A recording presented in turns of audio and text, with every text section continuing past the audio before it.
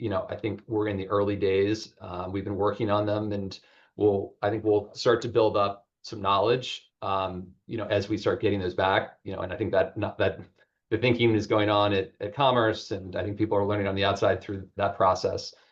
The specific authorization is, again, these are situations basically where parties are not able to comply with the rule because they're clearly covered, under one of the various prohibitions, and they're not going to be in compliance by the time that the rule goes into effect. And in that case, you can go in and submit a specific authorization and basically explain why, what the situation is and why Commerce should authorize that. Um, and I think some of the focuses on that will be things like supply chain disruption to the U.S. economy, but also what measures have you taken to actually mitigate the national security risk through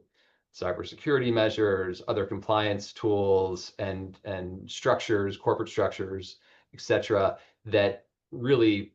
eliminate the risk and give Commerce the ability to say, okay, we will allow this to go on. I don't. My sense is that the approval of these will wane over time. There will be an initial, as Hillary was saying, there'll be an initial set that are approved, but basically these are like phase out authorizations, most likely, that will lead towards scenarios where people have come into compliance with the rule, and as opposed to acting in perpetuity under a specific authorization. Yeah, I just want to briefly add to what you just said, Christian, because I think that's a really important point with specific authorizations. If you want to increase your likelihood of being granted one,